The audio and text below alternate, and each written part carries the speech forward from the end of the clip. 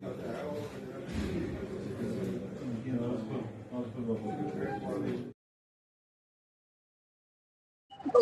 अल्लाह के नाम से जो नहायत मेहरबान रहम करने वाला। अस्सलाम वालेकुम नाज़रीन, आप देख रहे हैं मेरा यूट्यूब चैनल और मेरा नाम है मोहम्मद हारून।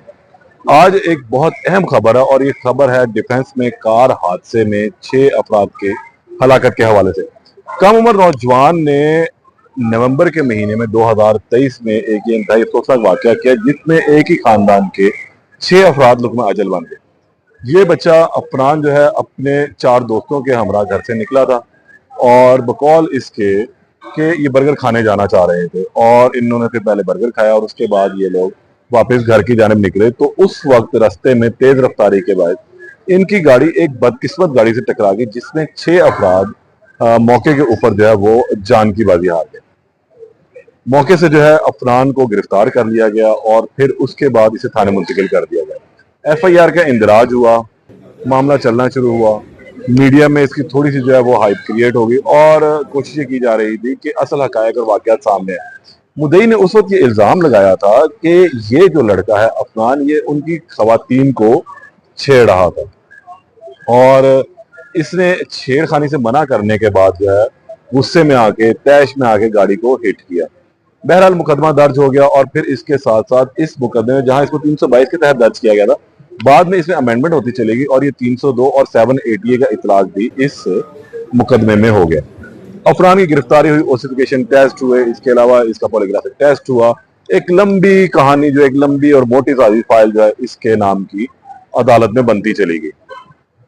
अफरान ने अपनी बेल जो है वो दायर की। इससे पहले वो तकरीबन 22 दिन से जायद बल्कि ये पुलिस की कस्टडी में रहा। रिमांड इसका होता रहा। इसके जो दीगर 3 साथी थे वो बाद में चलान के अंदर बेगुनाह कर दिए गए, लेकिन अफरान ने इसके बाद अपनी बेल दायर की। लाहौर की इंसदादी दहशतगर्दी अदालत में ये बेल भी चली लेकिन रिजेक्ट हो गई। उसके बाद ये लोग हाई कोर्ट आ गए। हाई कोर्ट में बेल दायर होने के बाद बदकिस्मती इस तरह रही कि सालाना छुट्टियां जो है वो शुरू हो गई। कभी जज बेंच अवेलेबल नहीं था और कभी जो गर्मियों की छुट्टियां थी वो शुरू हुई। जब ये छुट्टियां खत्म हुई तो उसके फौरन बाद ये केस समाअत के लिए मुकर्रर हुआ। पहले ये chief justice Lahore high court justice miss Aliya Neelam के पास जाके लगा और उन्होंने इस हवाले से तमाम रिकॉर्ड जो है वो बुलवा लिया। लेकिन यहाँ पर एक चीज देखने में आई कि जो मुद्दई रफाकत थे उनकी जानिब से कुछ एडजस्टमेंट जो है वो मांगे जाते थे। कभी वकील साहब नहीं थे, कभी उनके पास वकील अवेलेबल नहीं था, कभी इनकी अपने फौतगी हो गई थी, कभी इन्होंने कहा कि कौंसिल के कोई जानने वाले फौत हो गए। इससे जो डेट पे डेट जो है जिसे हम कहते हैं तारीख पर तारीख मिलती चलेगी। लेकिन गुज़िश्ता रोज यानी कि 10 सितंबर को ये केस दोबारा जाकर जस्टिस शहबाज अली रिजवी की सरबराही में बनने वाले 2 रुकनी बेंच के सामने जो है वो समाअत के लिए मुकर्रर हुआ।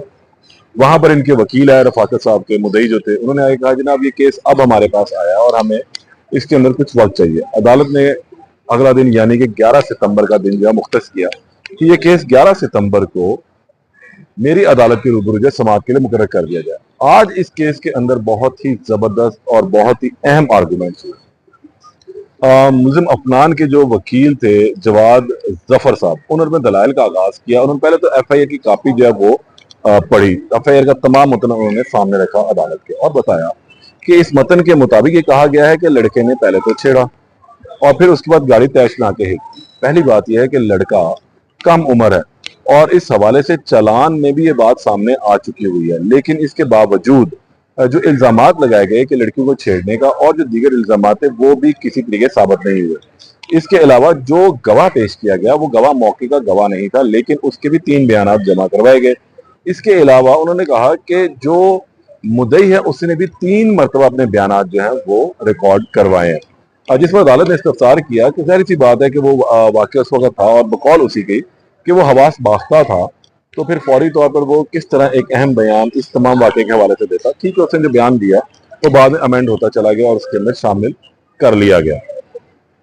मुद्दई के वकील ने दलाइल का जब आगाज किया तो अदालत ने उनसे पूछा कि जी आप बताएं, तो उन्होंने कहा जनाब ये इल्जामात इस लिहाज से बिल्कुल दुरुस्त हैं कि ये जमानत का नहीं बल्कि एक्सीडेंट की जमानत का नहीं बल्कि कत्ल की जमानत का केस है और ये नियतन गाड़ी को टक्कर मारी गई थी, ये कोई एक्सीडेंट नहीं था।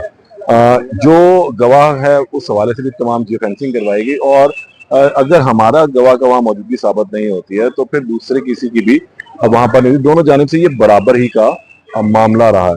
ताहम अदालत ने दलाइल सुनने के बाद केस का फैसला कुछ देर के लिए महफूज कर लिया। इस वक्त अफनान के वालिद शफकत भी कमरा अदालत में मौजूद थे, मुदई रफाकत भी कमरा अदालत में मौजूद थे, और दोनों के चेहरों पर एक अजीब सी जो है वो खौफ कह लें, इसी तरह जो है वो तारी था कि पता नहीं अब क्या होगा। अफनान के वालिद को उम्मीद है कि उनके वकील के दलाइल बहुत अच्छे हैं और उनकी जमानत हो जाएगी, जबकि मुदई भी इस हवाले से बहुत उम्मीद था कि उसकी जो वकील है उनका वो ये जमानत खारिज करवाने में कामयाब होगा। तो हम अदालत ने जब फैसला सुनाया तो ये कुछ उम्मीदों के बरक्स था और अफनान की दरख्वास्त जमानत जो है वो 10 माह के बाद जो है जज का मंजूर हो गई। यानी कि अफनान की जमानत को लाहौर हाई कोर्ट में दायर हुए थे, तकरीबन 4 माह हो चुके थे। 10 महीने के बाद अब अफनान की दरख्वास्त जमानत जो है वो मंजूर हुई है, और अब 10 महीने के बाद जब अफनान कल अपने निकलेगा जेल से रिहा होकर जमानत पर, तब वो अपने घर जाएगा। ये एक बड़ा लंबा अरसा था दोनों फैमिलीज के लिए। एक फैमिली के 6 लोग जो हैं लुकमा अजल बन गए, एक फैमिली का एक ही एक बेटा वो सलाखों के पीछे चला गया। दोनों एक कड़ी आजमाइश में जो है मुब्तला रहे, लेकिन अल्लाह पाक दोनों को जो है सब्र दे, इस आजमाइश से निकाले। अफनान की फिलहाल अब दरख्वास्त जमानत मंजूर हो चुकी है और अब वो अपने घर वालों के साथ रहेगा। आने वाले दिनों में अब इस केस का ट्रायल शुरू होगा, फिर वहां पर जो है असल मामला सामने आएंगे कि क्या और किस तरह से वाकया हुआ और जो इल्जामात लगाए गए हैं वो किस तरह से साबित होते हैं। अगर तो अफनान के जो मुद्दई हैं अब उनकी जानब से लगाए जाने वाले इल्जामात को साबित करने में कामयाब रहे, तो फिर मुमकिन तौर पर उसको कत्ल की दफात के तहत जो है वो सजा हो सकती है।